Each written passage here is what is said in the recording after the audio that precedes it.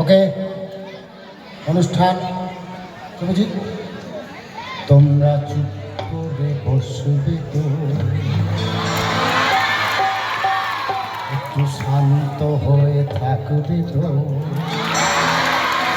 তাহলে তোমাদের জন্য আসছে অর্চিষ্মান মাইতি বাংলা কবিতা নিয়ে। অষ্টম শ্রেণীর ছাত্র অর্চিষ্মান মাইতি।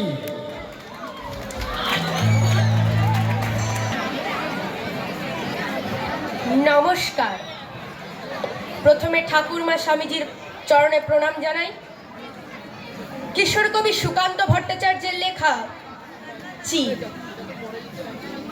পথ চলতে চলতে হঠাৎ দেখলাম ফুটপাতে এক মরা চির। চমকে উঠলাম ওর করুণে বিভৎস মূর্তি দেখে।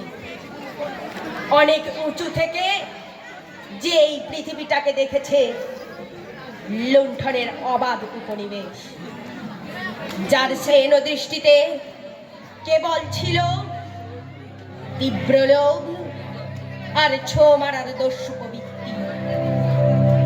তাকে দেখলাম ফুটপাতে মুখ গুঁজে পড়ে। গম্বুজ শিখরে বাস করত এই চির, নিজেকে জাহির করত সুতীক্ষ্ণ চিৎকারে। হালকা হাওয়ায় ডানা মেলে দিত আকাশের নীলে, অনেককে ছাড়িয়ে একক পৃথিবী থেকে অনেক অনেক উঁচুতে। অনেকে আজ নিরাপদ নিরাপদ ইঁদুর ছানারা আর খাদ্য হাতে স্ত্রস্ত পথচারী।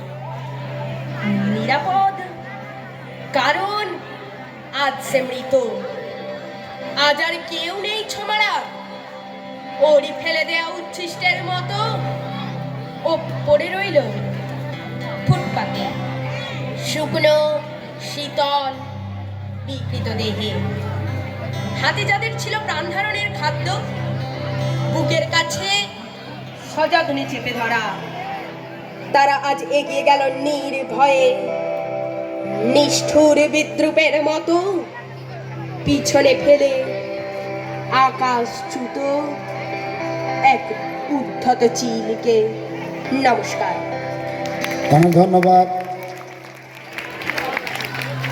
খুব সুন্দর আবৃত্তি পরিবেশন করে গেল অর্চিষ্মান মাইতি।